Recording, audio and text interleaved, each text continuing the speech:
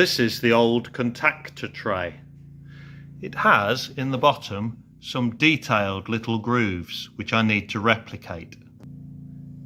The grooves are barely noticeable, but they just give a little rigidity to the base.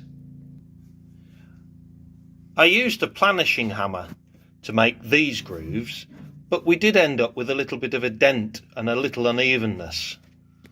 So I've tried a different way.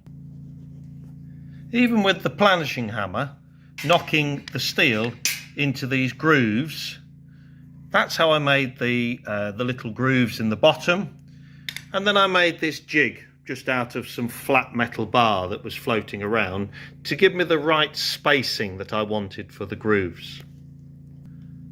I made up using an old air chisel, a new tool to experiment with.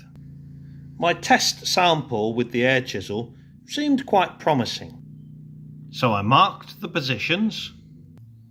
So I've done one and tested it already, but I've got it lined up with the groove along the bottom. I've got the chisel in place, and then you just fire away. Get the end started. And then you just move.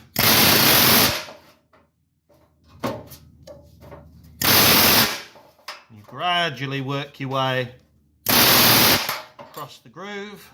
I'm going to turn it round, so I've got the hammer at the front.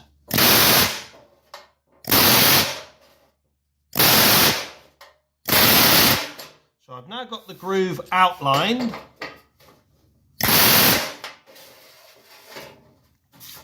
And then I can go to town actually making the groove properly.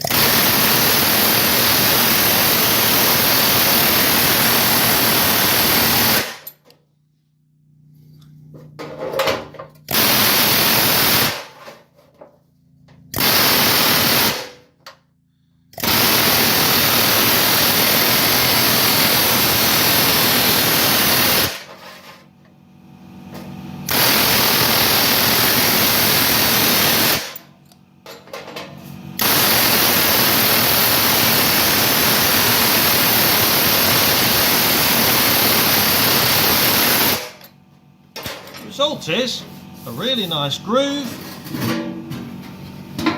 which, as you can see, produces a really nice shape. So here is the completed tray finished and fitted. It's not welded in yet, but you can see nice even grooves, and it doesn't vibrate, and it looks like the original. Job done.